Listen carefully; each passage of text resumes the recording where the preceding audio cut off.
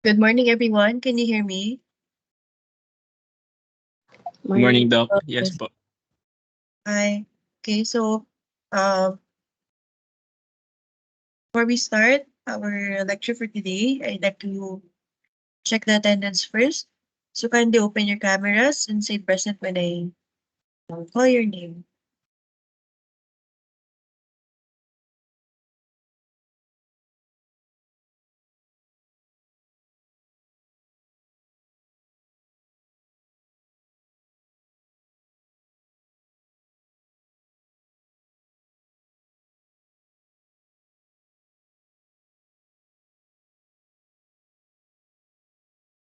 So let's start with section A, Heron.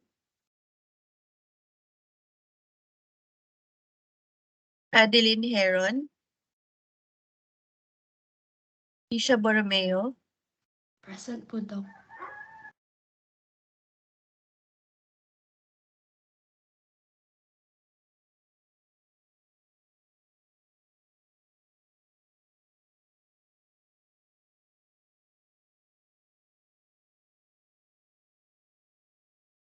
Isha Borromeo.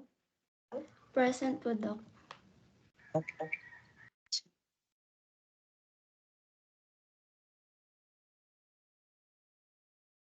Edgar Bravo.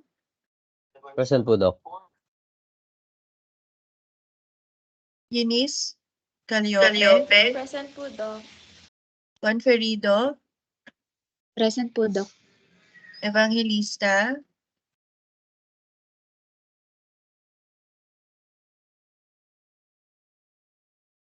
Evangelista. Naglalagin lang po, Doc. Gatchalian. Sorry. Naglalagin pa lang po, Doc, si Evangelista. Okay. Gatchalian. Present po, Doc. Lanting. Jet. Present, Doc. Masangkay. Present po, Doc. Rada. Present po, Doc.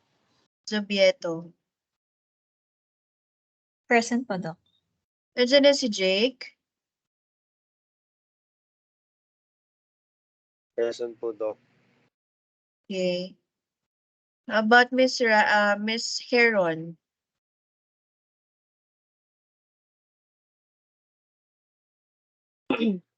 Doc, nagsabi po siya, connecting pa lang daw po. Okay.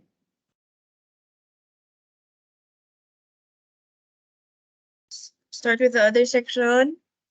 Adriel.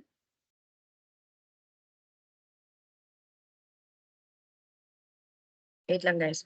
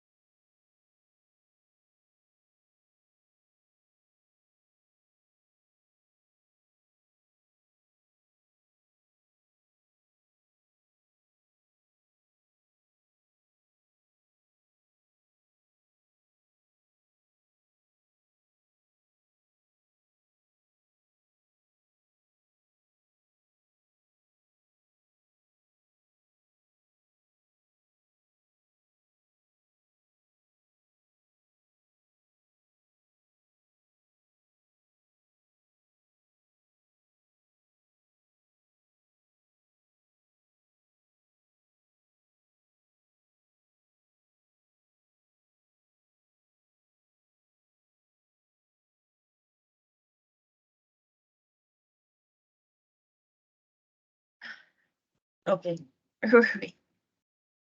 Adriel.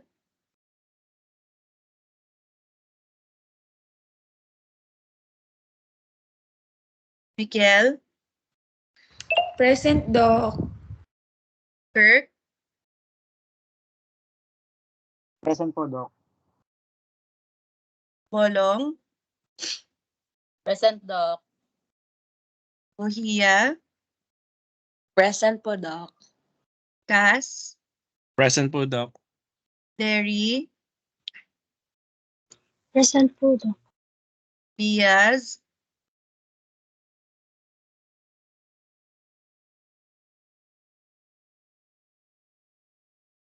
Diaz, Lindel,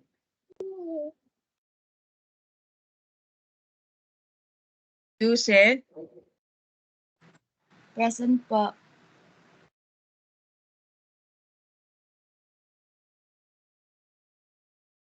okay, Lindel. Ano yun?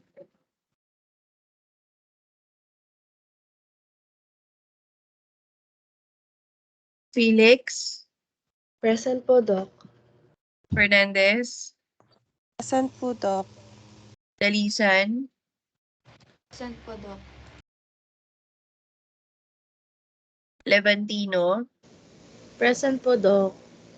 Martinez, Present, Doc. Mendoza, Present po, Doc.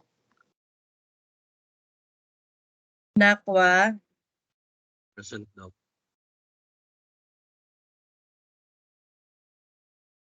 Patalinghog, Present po, Doc. and Santos. Adriel, okay, absent. All right. So, did I miss anyone?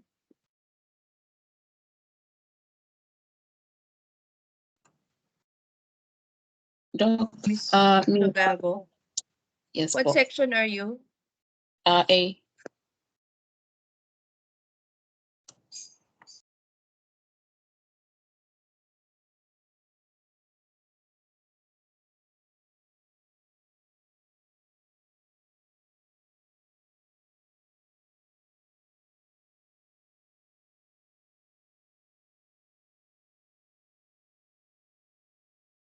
Okay.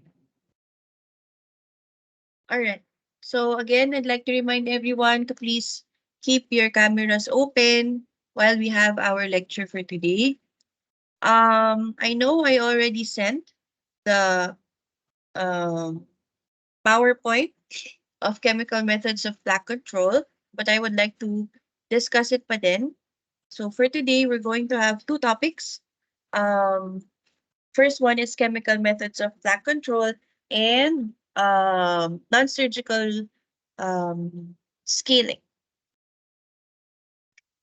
Let's start. Share my PowerPoint. We're done.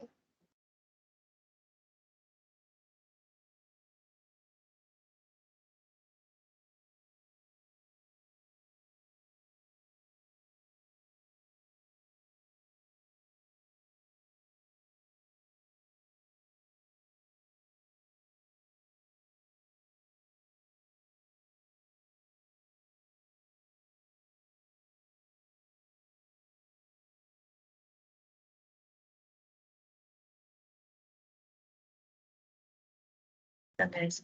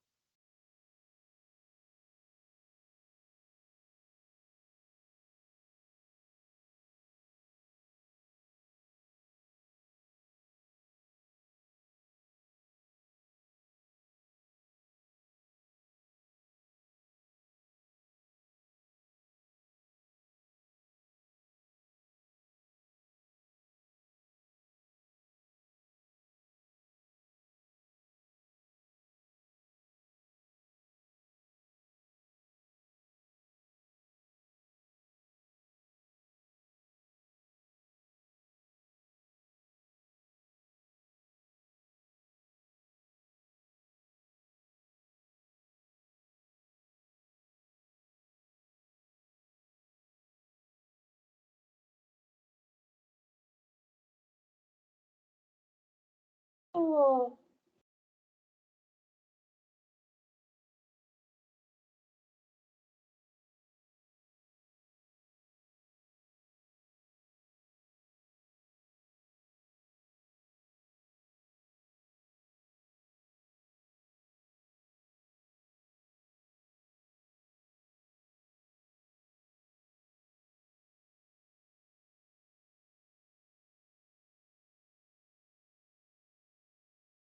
Guys, may nakikita na ba kayo? Wala pa po, Dok. Wala po.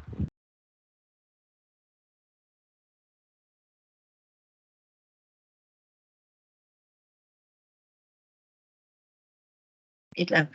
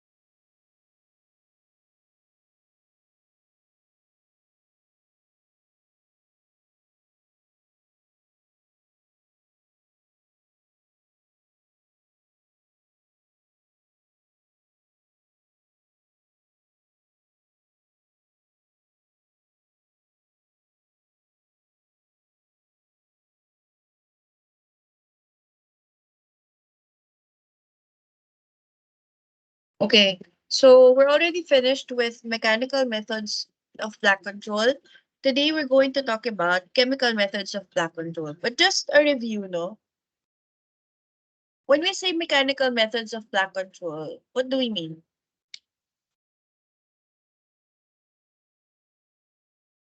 Toothbrushing po. I'm sorry, can you repeat that?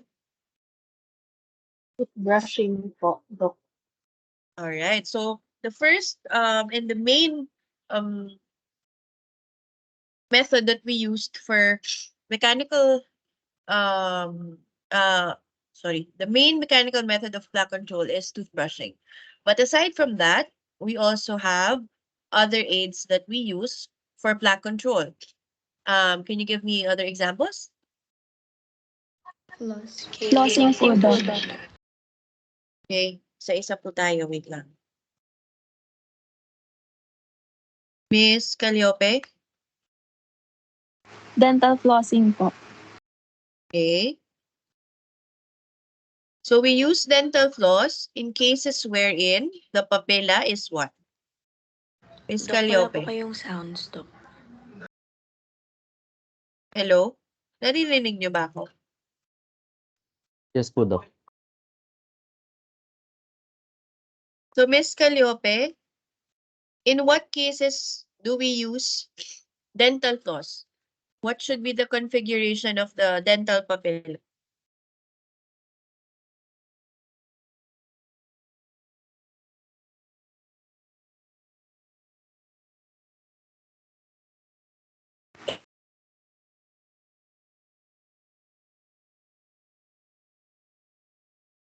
Guys, can you hear me? Yes, Dok, Dok. wala pong sounds. Hindi niyo ko naririnig? Rinig po, Doc. Naririnig po, Doc. Narinig po, Dok. Yung tanong ko kanina narinig niyo, hindi? Narinig po, Dok. Sorry. Miss Calliope, when do we use... Intact po, Dok. Okay, intact dental papilla. So when I asked kanina, hindi niyo ako narinig? Rinig po, Dok. Okay. Akala ko ninyo ko narinig. Wait lang.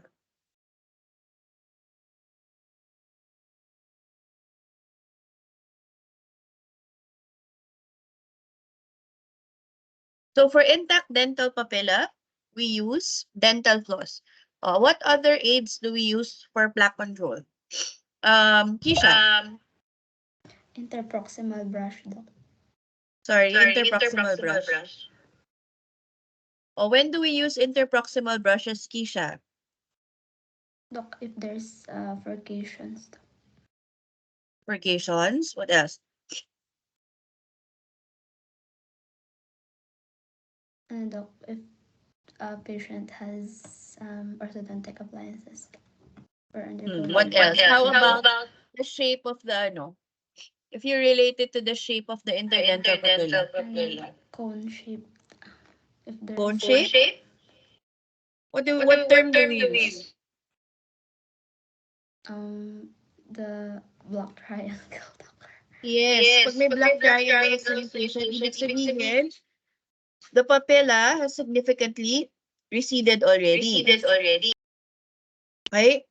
Miss Pataling ho, give me one more please. Ano, Doc? Ay, yung wooden or rubber tips, Doc. Wooden or rubber tips. So when do we use the wooden or rubber tips? Ano, Doc? Pagka medyo open na po yung interdental papilla, Doc. Medyo open. So meaning moderate pa lang. Okay? Moderate recession. Hindi pa ganun kalaki. Hindi pa enough for us to say that it's black triangle, but it's also not intact. Okay? So, question. Ano po ang ginagamit natin na interdental aid? Wait lang. The interdental aid, if we want to clean yung sulcular area.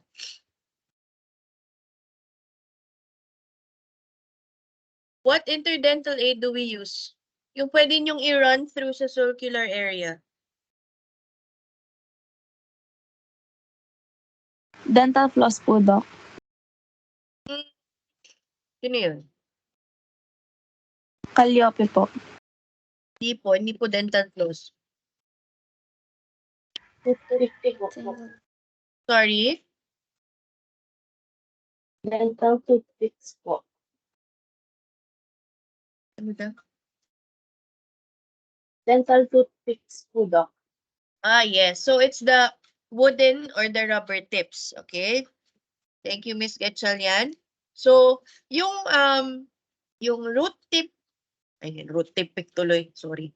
Yung wooden and rubber tips, you can run through the sulcus surrounding your tooth to clean that area. How about the distal surfaces of the most posterior molars?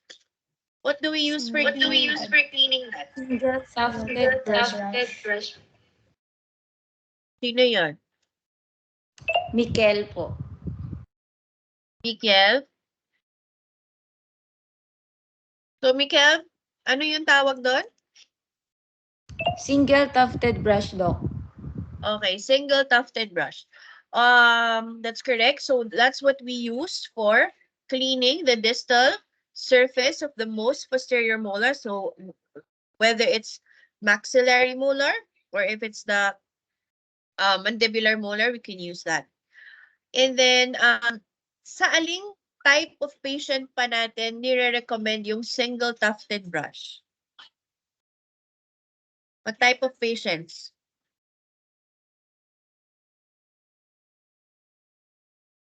Children, Doc. Yes, pediatric patients, okay?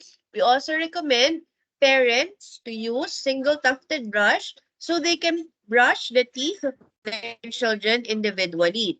Okay? So, o yan, i-take note nyo yung mga questions ko kasi those will come out sa quizzes. I'm just reviewing yung ating discussion. What is the most commonly used method of brushing?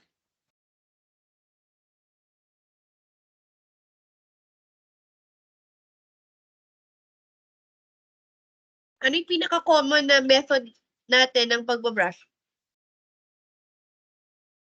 Bus technique, Doc.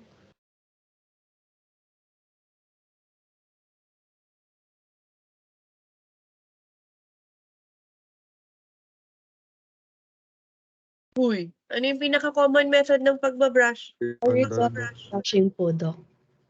Sino po yun? Felix po. Yes, that's correct. So, ang pinaka-common na method ng brushing is the horizontal, but it's actually not recommended. What method do we recommend to most patients? Bus technique po, Doc. BAS po. Is that Miss Conferido? Yes po, Doc. Okay. Felix and Miss Conferido. Yes. So it's the BAS technique. Okay? Yun yung pinaka ni-recommend natin sa lahat if the patient has intact interdental papilla, wala namang any recession, then we recommend the BAS technique. How about for patients with receded interdental papilla? Charters method, Doc. Charters method. Starters method po. Isang bata ba yun? Yes, Doc.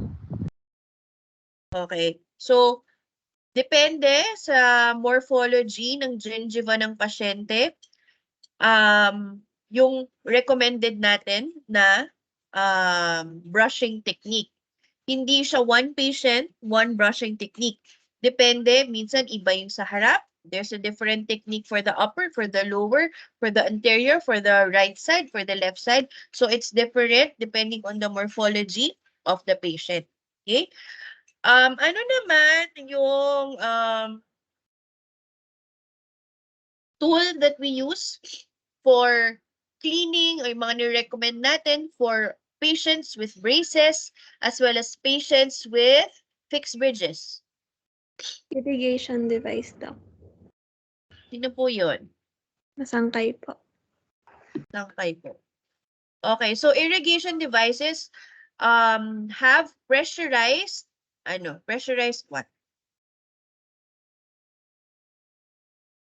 Pressurized water. Pero actually, yung lalagyan ng mga irrigation devices natin, pwede natin silang lagyan ng mga chlorhexidine, pwede din yun, so that the patient can thoroughly clean yung mga hard to reach areas.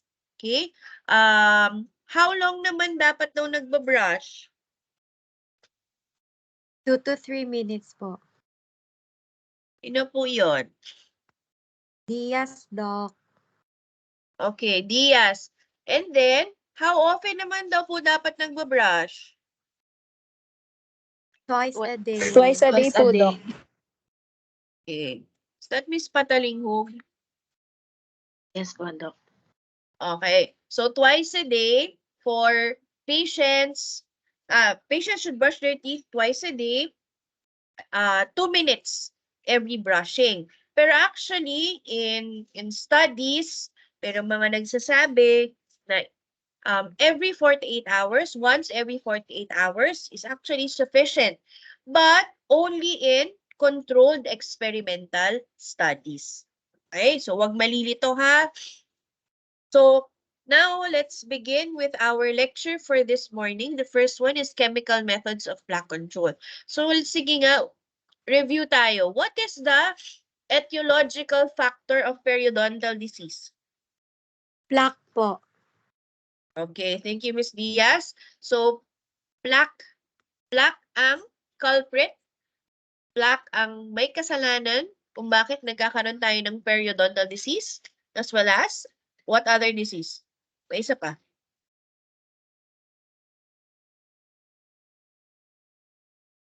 Maliban sa period disease, ano pa yung result kapag maraming plaque yung pasyente? Gingivitis.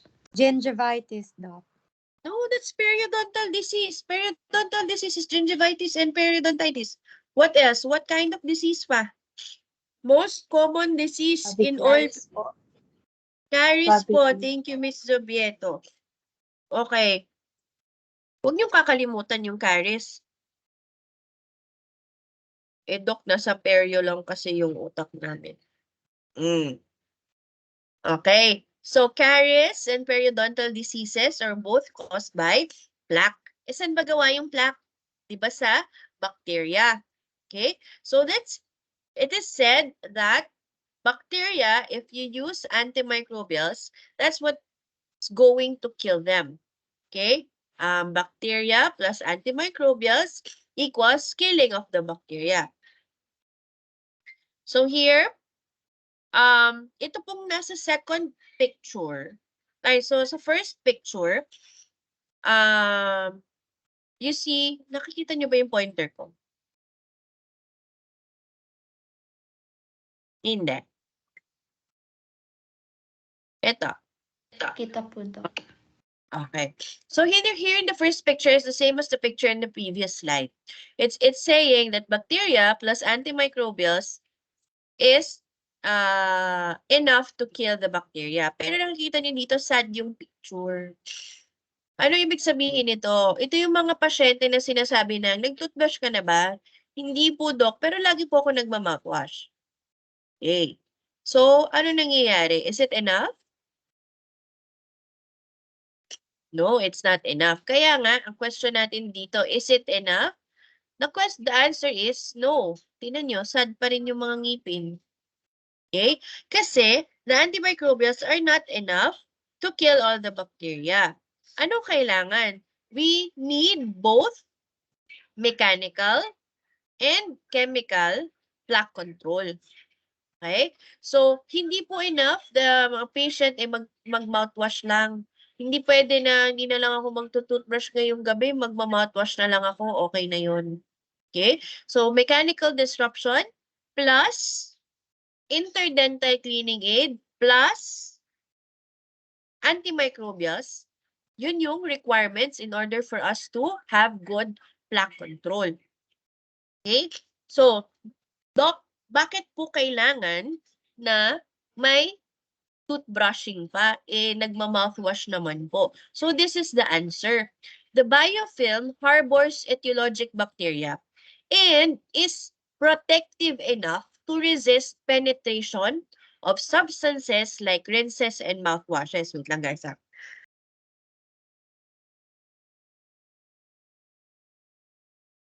Okay. So, yung mouthwash, yes, it is effective in killing the bacteria. But the problem is, the bacteria is inside the plaque. And the plaque has a protective mechanism. That mechanism stops the antimicrobials from reaching the bacteria itself. So, dito pumapasok ngayon yung mechanical methods natin. Mechanical plaque control. Mechanical disruption of the plaque is important for the antimicrobials to reach the bacteria in order to kill them. Okay? So, toothbrush and interdental aids allow mechanical disruption of that dental biofilm, and antimicrobials are just adjuncts and not sufficient alone in removal of plaque. Okay? So, first, hindi po sufficient na mouthwash lang. And pangalawa, ano dapat yung mauuna? Brushing or mouthwash? Brushing. Brushing po. Yes, brushing muna kasi dapat ma-disrupt muna yung plaque. And then, after ma-disrupt yung plaque, tapos gross removal of the plaque, yung natitira doon ngayon papasok yung mouthwash. Hindi enough na mouthwash lang or hindi dapat din mauna yung mouthwash because the plaque is still there. The plaque has a protective mechanism. It cannot go inside. The antimicrobials cannot reach the bacteria. So, it won't be effective. Okay? So, sa rationale, so, toothbrushing is considered the primary tool in reducing dental plaque. But most people lack dexterity or skill to remove all plaque present in the mouth. So ito, ang goal ni chemical plaque control is to compensate for those inadequacies in mechanical plaque control and to augment plaque control for high risk or susceptible individuals. Kasi may mga patients talaga, hindi nila kayang tanggalin lahat. Remember yung sabi ko last meeting natin where we had a lecture when a patient brushes their teeth, 40% lang yung natatanggal, di ba? Kaya nga, we recommend brushing twice a day para tumaas yung percentage na yun maging 80. Dok, paano yung 20%? So, doon pumapasok si chemical plaque control.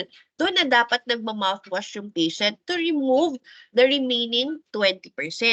Pero guys, I just want to reiterate ha, hindi po talaga natin natatanggal 100% ang plaque. Okay? Ang bacteria, hindi natin yan matatanggal 100% from the patient's mouth. What we can do is to reduce it to a level wherein the body can cope with it and defend itself. Okay? So the goal of supragingival chemical plaque control, supragingival ha, kasi hindi naman yan aabot sa ilalim. Okay? Inhibition of plaque development, elimination of existing plaque, inhibition of calcification of plaque, and inhibition of microbial colonization on tooth surfaces.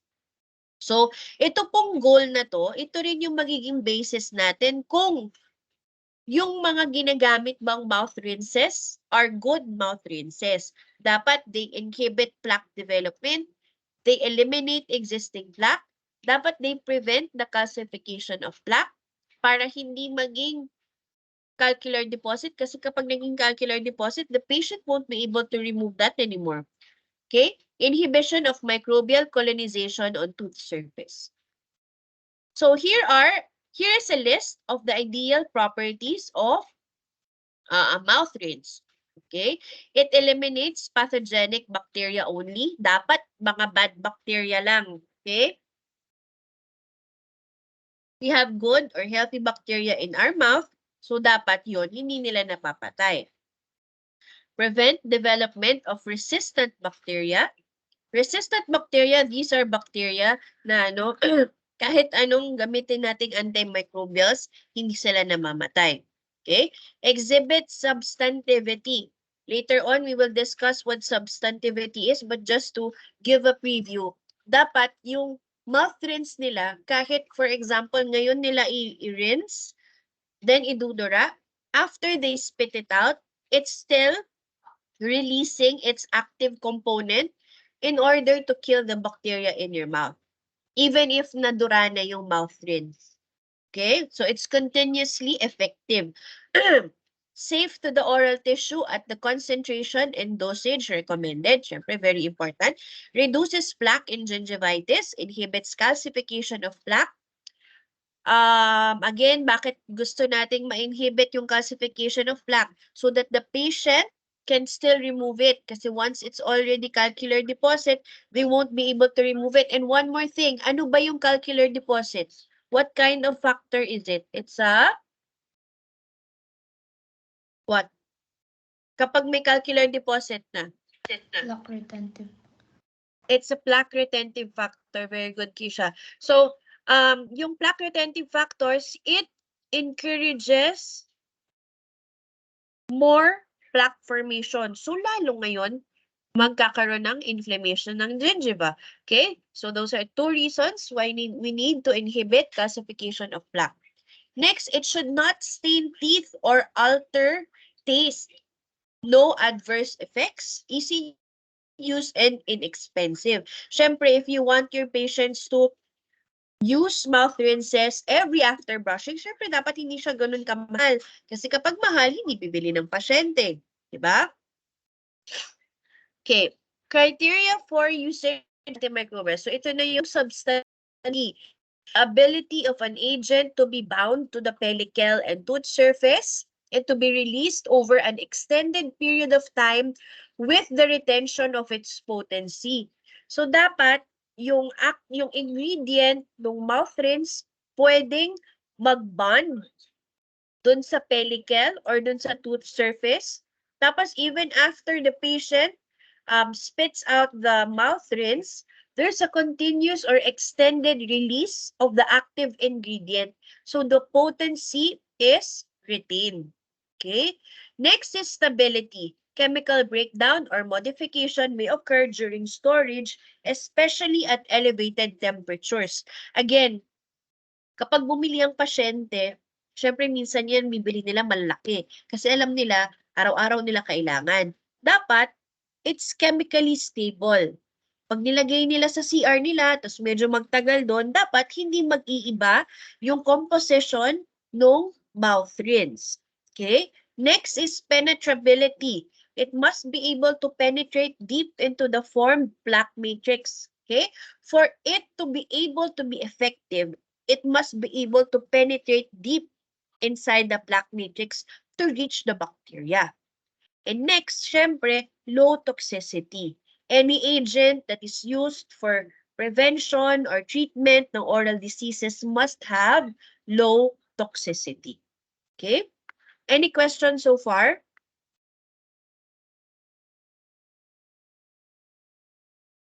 Wala. Okay, so now we will talk about the different methods of supragingival chemical plaque control. So we have a lot of chemical agents that we can use. First one is the anti-adhesive agents. So itong mga anti-adhesive agents, itong mga different agents that we're going to talk about, they have different mechanisms, but they're all mouth rinses. Okay? So ang anti-adhesive agents, o pag sinabi natin anti-adhesive, ano pumapasok sa isip natin? Ano ba yung adhesive?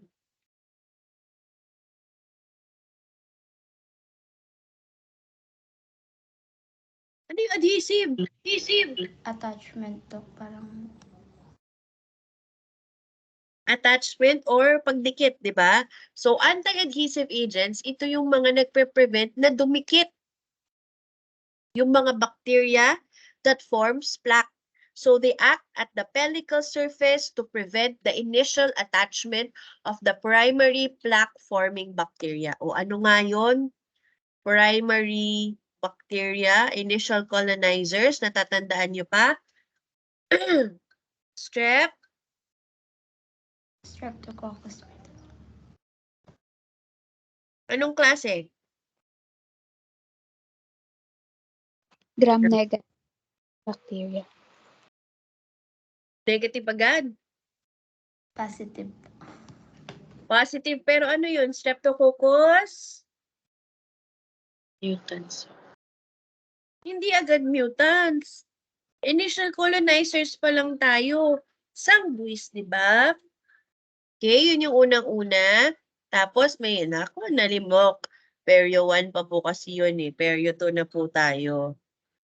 Ba't po ba natin pinag-uusapan yung Perio 1? Okay? So, basta yung mga anti-adhesive agents, yung initial colonizers pa lang, piniprevent na niya na dumikit doon sa pellicle. Kasi di ba, once the initial colonizers are attached to the pellicle, the secondary colonizers can attach to them, tapos start na yun. Diba? So, however, these agents are too toxic or ineffective against dental plaque. Next one are antimicrobial agents.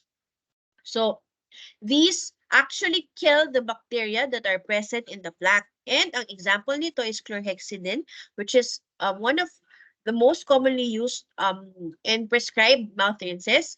It inhibits plaque formation through two possible mechanisms, singly or combined. Pwedeng number one, it inhibits bacterial proliferation. We call that bacteriostatic. So, pag sinabi natin bacteriostatic, it prevents na dumami yung bacteria. Next naman is bactericidal effect. Okay? Ang bactericidal effect, ibig sabihin, pinapatay niya yung bacteria. So, magkaiba yung bacteriostatic sa bactericidal. Okay? To be effective, the bactericidal effect must be persistent. Hindi yung sa umpisa lang. Dapat tuloy-tuloy yun. Kasi there are new bacteria that is growing at every second. Kaya nga sinasabi nila na yung mechanism ng chlorhexidine pwedeng single, pwedeng combined. Kung combined, edi mas maigi, mas effective siya. The third one is plaque removal agents. These are actually not antibacterial in nature. They only remove plaque. What they do is they destroy the extracellular agents. They reduces the quantity or affect the quality of plaque, which may or may not be sufficient to influence gingivitis. Examples of these are hypochlorites and enzymes. So again, itong plaque removal agents, wala silang antibacterial properties. Ang ginagawa nila, sinisira nila yung extracellular agents. Yung matrix that forms the plaque, yun yung sinisira nila. And then, We also have the anti-pathogenic agents. These decreases the pathogenicity of the microorganisms and inhibits the expression of pathogenicity. So, yes, nandyan yung plaque, nandyan yung bacteria, but they cannot express their virulence factors. They have decreased pathogenicity. So, hindi sila ganun ka nagkukos ng inflammation. So guys, ito yung, this photo shows the succession of plaque formation. So makikita ninyo yung different types of agents. It can affect the plaque formation at different times. So sa umpisa, andyan papasok yung anti-adhesives, tapos antimicrobials, and then the the anti-pathogenic agents, and then plaque removal agents. So, ako, I think it's better if dito tayo sa antimicrobial. Kasi 'di ba okay nga sana kung umpisa pa lang ma-stop na natin with anti-adhesive, pero sabi dito, it's not very effective when it comes to dental plaque. So dito tayo sa second best, antimicrobial. Okay, para patay agad sila. Alright? Now, let's go to the vehicles for chemical agents. Guys, do you have any question regarding that one? Wala naman. Okay. So, we have oral rinse, toothpaste, and irrigants. So, oral rinse, this is the most commonly used. Most are only formulated only to address halitosis. Yung iba, oy, medyo masama yung medyo bad breath ako, magma-mouth rinse ako. Yan, yung ginagawa nila. Pero again, it is not enough. They should brush their teeth as well as use mouth rinses. So, toothpaste naman, it contains fluoride. Pwedeng ang fluoride is in the form of sodium fluoride or stannous fluoride. So, yung sodium fluoride, guys, it is the most commonly found type of fluoride sa mga toothpastes. Okay? Yung sodium fluoride. Yung stannous fluoride naman, it's actually better than the sodium fluoride kasi the stannous fluoride has antimicrobial effect against bacteria that causes perio. Okay? So, kung yung papipiliin kayo, pag maghahanap kayo ng toothpaste, kung merong may stannous fluoride, that is better. Kasi, di ba the fluoride remineralizes the teeth. Ang advantage ni stannous fluoride, it also has antimicrobial effect. Okay? Ang disadvantage lang niya, pwede siyang mag-cause ng staining. Okay?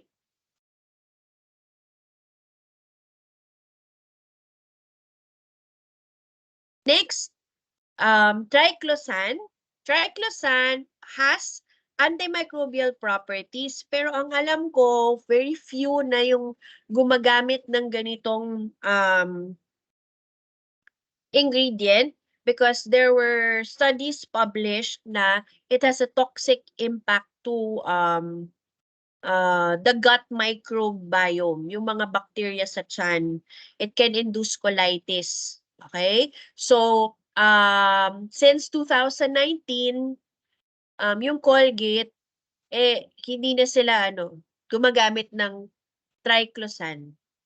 Sila, either sodium fluoride na lang or stannous fluoride. Okay? And then, the pyrophosphates naman, itong pyrophosphates, discuss na ba natin ito before? It has a whitening effect or an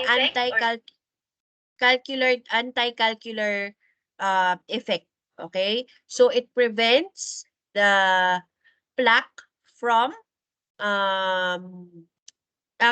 crystallization of the plaque. So, it won't form calculus. Okay? So, itong pyrophosphate, hindi talaga siya nakakaputi. Okay? Piniprevent lang niya yung pag-form or pagtigas ng plaque. So, hindi mo form yung calcular deposits which is yellow. Okay? Kaya sinasabi nila na it's whitening. Okay? Next is strontium and potassium salts. These are desensitizing agents. Ito naman yung makikita nyo sa mga anti-sensitivity toothpaste. Yan. Yung strontium and potassium salts. Okay? So, they are useful in reducing tooth sensitivity. Ang ginagawa ng strontium chloride, nagfo-form siya ng barrier doon sa tubules ng dentin. Kasi 'di ba yung dentin, it has the nerve endings of the odontoblasts. Okay? So pag natanggal ngayon yung enamel, yung nerve endings na yun, it's actually exposed to the environment kapag uminom ng malamig or ng mainit yung pasyente, nangingilo. So what does strontium chloride do? It forms a barrier over the microscopic tubules of the dentin para makover siya at hindi mangingilo yung pasyente. Okay? Ang potassium naman, it has a different mechanism. What it does is it blocks the synapse between the nerve cells. So it's still open, pero what it changes is the nerve endings inside the tubules. Okay? So that way, it reduces nerve excitation and the associated pain.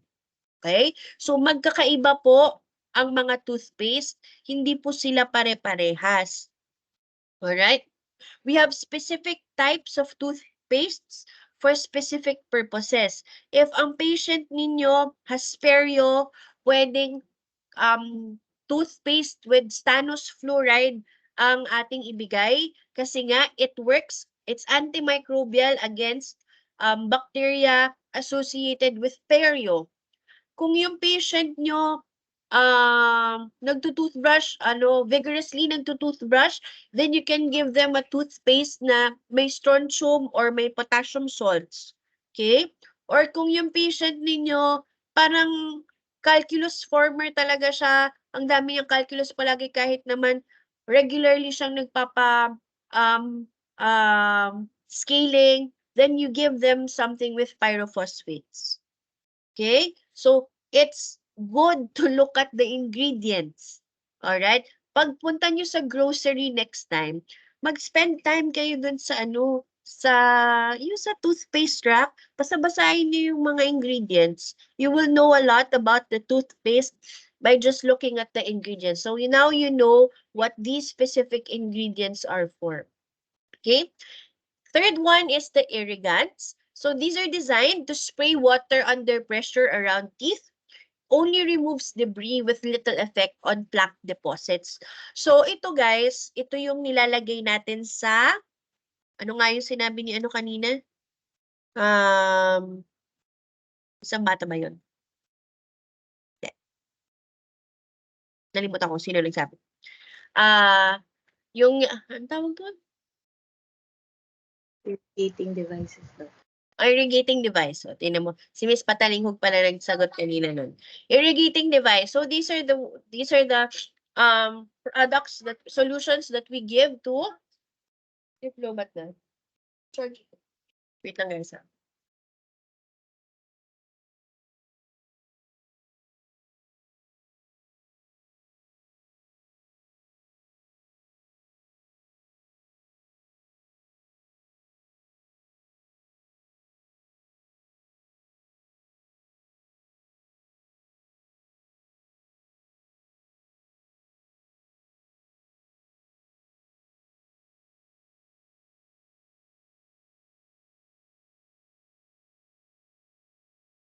So, ito yung mga nilalagay natin. Na ginagamit ng patient, pwede nilang panlinis ng kanilang brackets or under their fixed bridges. Okay? And then we have chewing gums. These can reduce occlusal plaque deposits and can be used to deliver chlorhexidine. We have what we call chlorhexidine gums. Ano yun? Ninunguya ng pasyente, okay, para matanggal yung occlusal plaque deposits nila and to deliver chlorhexidine. Pero Guys, kapag ang pasyente, pati occlusal surface, may plaque, hindi talaga nagtututbrush yun. Okay? Kasi yung occlusal surface is the most commonly brushed surface. Alright? So, ang patient, kapag may occlusal plaque, lalo na sa premolars, ayan, magtataka ka, bakit premolars meron? Poor oral hygiene talaga yan. Okay? Varnishes can be used to deliver chlorhexidine. The main purpose is to prevent root caries. Varnishes, pinapahid natin to sa ngipin ng patient. So, imbes na fluoride varnish, chlorhexidine varnish, we also have that. Spray, the advantage is focus delivery on the required site, found to be useful for physically and mentally handicapped groups. So itong spray, it has a more definitive effect kasi nailalagay talaga natin siya sa areas where we need it. Kung makikita ninyo na yung patient, merong, sabihin natin, you have an ortho patient with a bulbous interdental papilla between 3.4 and 3.5. So you can actually spray it there para maging mas effective and masigurado ninyo na ma-deliver ng maayos yung agent inside. Okay? And then, antimicrobial should ideally have, number 1, prolonged retention on tooth surface. Agents need to come into contact with microorganisms. Hindi po pwede na pagkadura ng pasyente, wala na din yung antimicrobial effect nung mouth rinse. Dapat magtagal siya. Hindi naman din pwede na ilang oras nakababad yung mouthwash sa bibig ng patient. Okay? So, dapat it has prolonged retention. Next is persistent antimicrobial action. Remember, we have saliva, and then aside from that, meron tayong gingival crevicular fluid. So all of these can flush out yung mga agents na nilalagay natin. So dapat meron silang persistent antimicrobial action despite the flushing or the neutralizing action of saliva and GCF. And minimal or slow neutralization by oral fluid. So it's the same as the second one. So we have different antimicrobials. The first one is syempre antibiotics. But we do not recommend this. Okay? Hindi natin to nire-recommend na pang-araw-araw plaque control ng pasyente. Okay? Not to be used either topically or systemically as preventive agents. Risk to benefit ratio is high. Ano yung risk? Antibiotic resistance and hypersensitivity. Ano ba yung antibiotic resistance? We have specific bacteria na kung tutuusin, pag nilagay mo ng antimicrobials dito, dapat patay sila. But once you have antibiotic resistance, you have what we call mga tawag nila doon?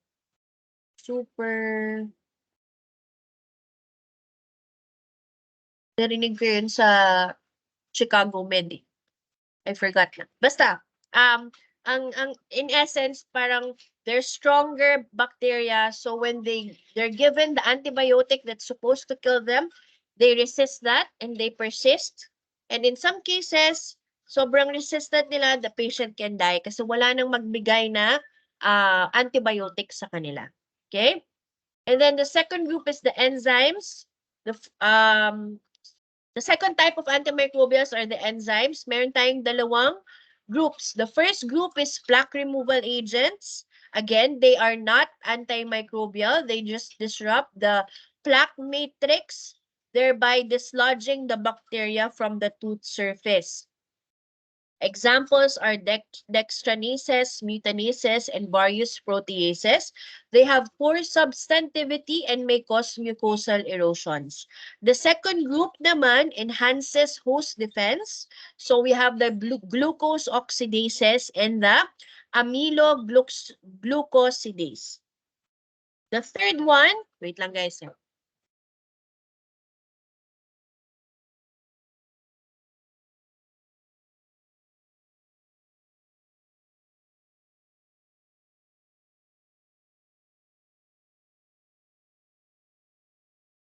The next one is the quaternary ammonium compounds. So these are cationic surface active agents and are more effective against gram-negative bacteria. Kaso, they have a side effect which is staining. Okay? So, examples are benzalkonium chloride and cetylpyridinium chloride. They are used in a wide variety of antiseptics at 0.05% concentration. At oral pH, they are more readily absorbed than chlorhexidine. Pero low substantivity sila.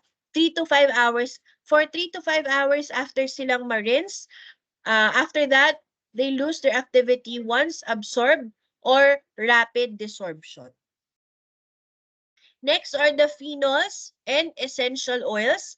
They are both plaque inhibitory and anti-inflammatory action due to the antioxidative activity. According to Charles et al., at 2004, they did a 6-month study, and itong phenols and essential oils, they have equivalent effects as chlorhexidine, pero without the side effects. Okay? Yung chlorhexidine kasi guys, kaya dun kino-compare kasi it's the gold standard. Okay? The pH is low, 4.3. That's why it causes erosion of dentine and enamel. So kahit na it has equivalent effects as chlorhexidine, okay sana, it causes, yun lang, it causes erosion of dentine and enamel. The triclosan is under the phenols group, enhanced by zinc citrate or copolymer polyvinyl methyl ether and maleic acid. Simple solution, high concentration ng 0.2% dose, 20 milligrams twice a day, moderate plaque inhibitory action substantivity of 5 hours. Dito din guys, sa essential oils, ito yung Listerine. Okay? Thymol, eucalyptol, menthol, and methyl salicylate, benzoic acid, boric acid in a hydroalcoholic base. So, yan yung laman ng Listerine, and it is an essential oil. Okay? Listerine, effective inhibitor of plaque formation and development of gingivitis.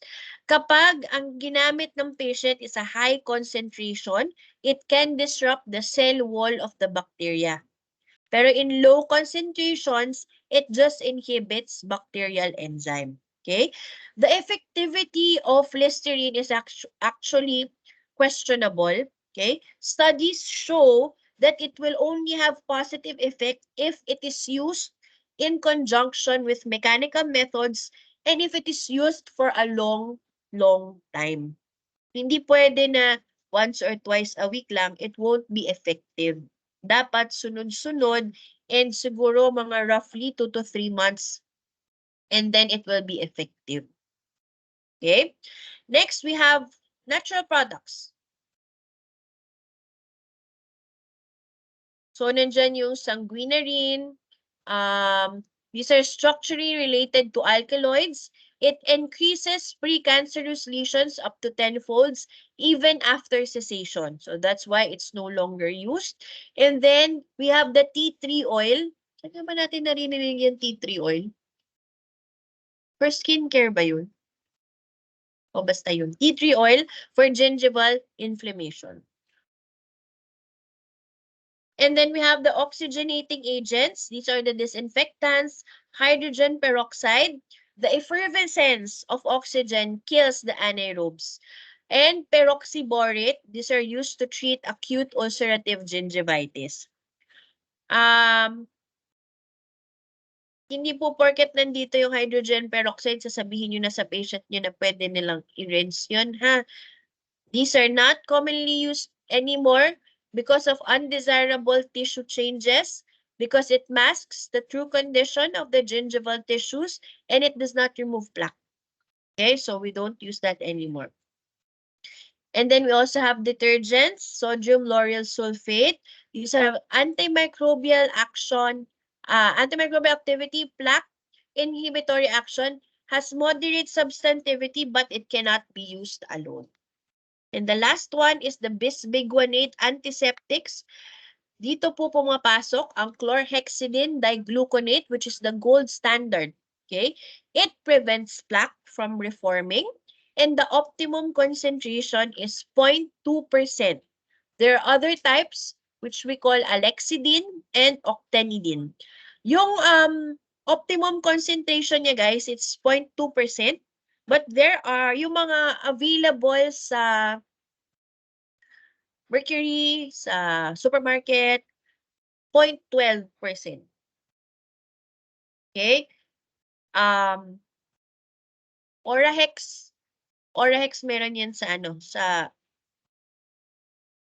Mercury, sa Watsons. But the Orahex Forte, yun yung 0.2%, usually binibenta lang sa ating dentists. Okay? So, usually yan ang iaano nyo sa patient. Kapag 0.12%, they can buy it sa ano. Pero yung 0.2, usually sa dentist na nila yan kinukuha. Okay?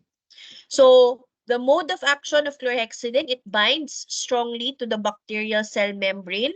It is a potent antibacterial, it has potent antibacterial action, allows leakage of intracellular components and precipitation of bacterial cytoplasm, leading to cell death.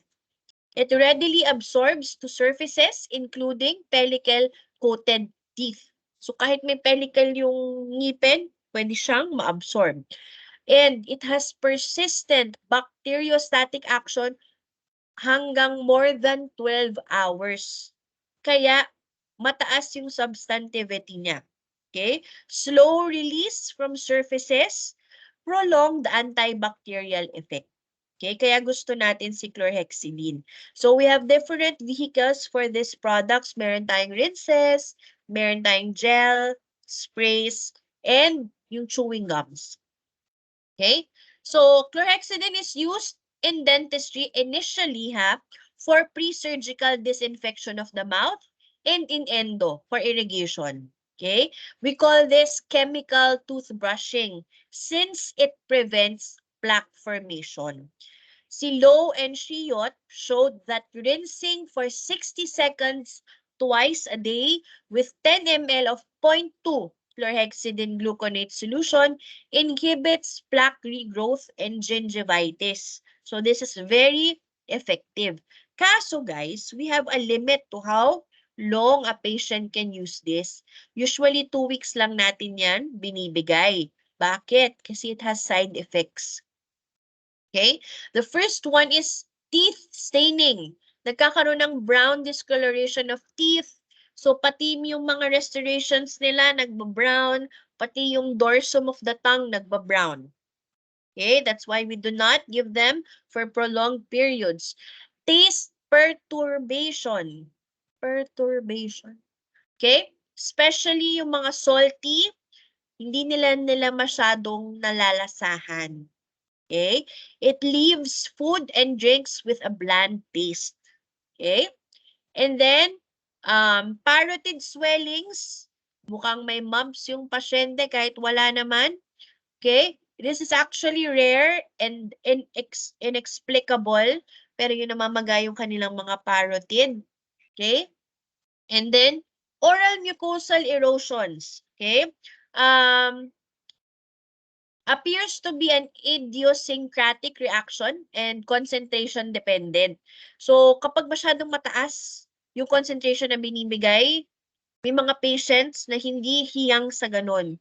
So, what we do is to alleviate that, we dilute the 0.2% or we just give the 0.12% to the patients.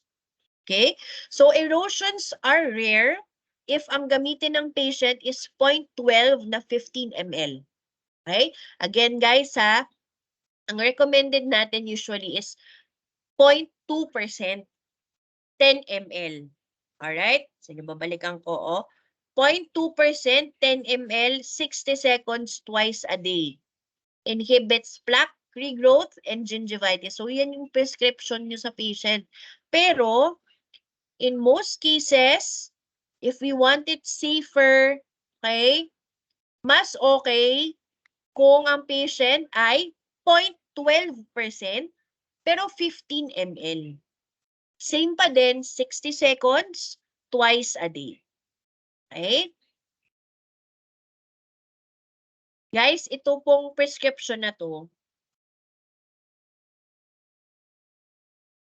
pwede siyang sa perio patients, pwede siyang sa non-perio patients. Minsan pa nga, tumataas pa yung prescription for perio patients. Okay? Favors supragingival calculus formation. Yun lang. It does not inhibit crystallization of plaque. It actually favors it. Okay? And bitter taste. Right? So, ang tanong, kailan naman po natin i-prescribe yung chlorhexidine?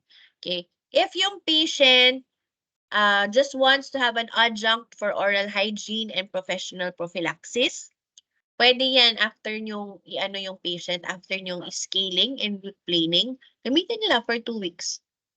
Okay? Pero 0.12 lang. Okay? Post-surgical rinse, ang patient nag-undergo ng removal of impacted teeth or nagkaroon ng removal of any lesion. So, minsan hindi sila masyadong nakakapag-brush or hindi nila masyadong nalilinis yung area. Oh, that can be an adjunct. Patients with jaw fixation, yung mga trauma victims, yung mga nagkakaroon ng intermaxillary wiring, hindi sila makapag-open mouth. Ayan, pwede yan. Adjunct for handicap, medically compromised patients, patients predisposed to oral infection, patients who are who has high caries risk, removable and fixed oral appliances, yung mga meron mga fixed bridges, mga may oral ulcerations, and denture stomatitis. Ano yung denture stomatitis? Yung makikita nyo pagtanggal ng denture ng patient. Naka-imprint yung denture sa palate and sa floor of the mouth, tapos mapulang-mapula. Okay? So you can use chlorhexidine for that. Okay? Ito pa lang guys, yung favors supragingival calculus formation. This is due to the precipitation with salivary proteins on the tooth surface. Pero, what's amazing about the calcular deposits formed because of chlorhexidine, they do not cause gingivitis. Okay? The calculus is actually sterile. Okay? Nagpe-precipitate lang talaga, but it does not cause inflammation. Okay? So, tapos na tayo sa chlorhexidine. Now, let's go to the antibiotics. Okay? Ang antibiotics, di ba sabi ko sa inyo guys, hindi natin yan binibigay sa pasyente for preventive purposes kasabay ng pagsipilyo nila. Hindi natin yung ginagawa. Okay? But, we prescribe them. Periodicis is essentially caused by bacterial infection. Mechanical therapy has limitations, and some lesions does not respond to cause-related therapy. There are also certain bacteria strains present with high pathogenicity. So, ito po yung rason kung bakit natin pine-prescribe in some cases ang antibiotics. We have two types of antibiotics. We have systemic antibiotics. Ito yung iniinom ng pasyente. And we have local. Okay? Pag sinabi nating systemic, this route allows the antibiotic to reach the deepest part of the packet and then wide distribution. Lahat yan maapektuhan ng antibiotics, prolonged retention, ease of administration kasi inumin lang pasyente. But the disadvantages are, syempre, lesser drug concentration will reach the target area. Kasi pag ininom ng pasyente, ang dami ng barriers na dadaanan yan sa katawan, pababa ng pamba ang concentration until it reaches the pockets, the gingival pockets. And then, syempre, we have systemic side effects. There are antibiotics na masakit sa tiyan, may mga ganun, and patient compliance. The effectivity of the drug will only depend on the compliance of the patient. Kung inumin ba niya o hindi. Kung iniinom ba niya ng tama, on time, and tamang dosage. Okay? And then we have the local route. Ito naman, it delivers a high dose at the treated site. Bakit? Andyan yung pocket, you know it has perio, you deliver the antibiotic on that site. No barriers, it's just there. Isa-isang pocket, isa-isang area. Okay? Kaya, mataas yung dose na nakakarating dun sa treated site. Little side effects because it doesn't have to pass through the entire body. Okay? However, it may not reach the site. In what way? Minsan hindi siya nakakaabot dun sa pinakailalim because of the GCF. Okay? The GCF comes out of the sulcus. Minsan, it washes it away. And, syempre, tedious for the clinician, for the dentist. Isa-isang pocket, lalagyan mo ng antibiotics. Okay? Imbes na, iinumin lang ng pasyente. Okay? So, we have a different lecture for local antibiotics. Itong i-discuss ko now are systemic. Okay? Basta, yung antibiotics na local, guys, we usually give it after na ng corrective phase or during the maintenance phase kapag hindi effective or meron pa rin tayong persistent infection or active perio. After that, we will discuss that later on. Okay? So, itong susunod na i-discuss ko, mga systemic antibiotics ito, not the local. So, we have the penicillins. It inhibits bacterial cell wall synthesis and may induce allergic reaction. So, we do not use this anymore. We have the tetracyclines. They are bacteriostatic. Again, pag bacteriostatic, it prevents the bacteria from proliferating. Commonly shows higher concentration in gingival crevice than in serum and neutralizes collagenase. Adverse reactions are staining and stomach upset. Agents commonly used are tetracycline, minocycline, doxycycline. Guys, yung tetracycline hindi natin masyadong ginagamit kasi it causes what? Discoloration sa teeth, di ba? So we don't use that anymore, but we use minocycline, 200 milligrams per day, and doxycycline. Okay? And then, we have the metronidazole. These are bactericidal. Itong pag-bactericidal, sila talaga yung pumapatay ng bacteria. Bactericidal against anaerobes. They disrupt DNA synthesis. Adverse effect, it prolongs prothrombin time. So, yung bleeding yan. Usually used in combination with amoxicillin. So, yung next natin na lecture is about antibiotics. So, you will understand itong metronidazole and amoxicillin. Other antibiotics we use are cephalosporins, ciprofloxacin, and erythromycin, and clindamycin. Okay? So, last slide for this lecture in summary, mechanical methods of plaque control are not always enough to promote periodontal health. Chemical methods serve as adjunct to compensate for the inadequacies in mechanical plaque control.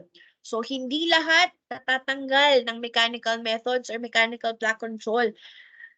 Ang chemical naman, hindi rin siya enough. It is just an adjunct to compensate for the inadequacies of mechanical plaque control. Chlorhexidine is the gold standard antimicrobial used in treating perio disease. Pero be wary because it also has side effects. Systemic use of antibiotics in treatment of perio disease is not always recommended due to the low drug concentration that reaches the target areas. For this reason, we have the local antibiotics. We will discuss that sa next lectures natin. Okay? Guys, do you have any question? Wala po. Okay? So, guys, I want to save this this recording as this lecture lang. So if it's okay, let's just leave the meeting and I will open it siguro after 5 minutes pag na-process na yung video nitong recording natin. I'll open it again. We have one more lecture. I'll inform you sa GC once the meeting is open na po. Okay? Thank you, guys. Okay po, Doc. See you in a Thank you while. po.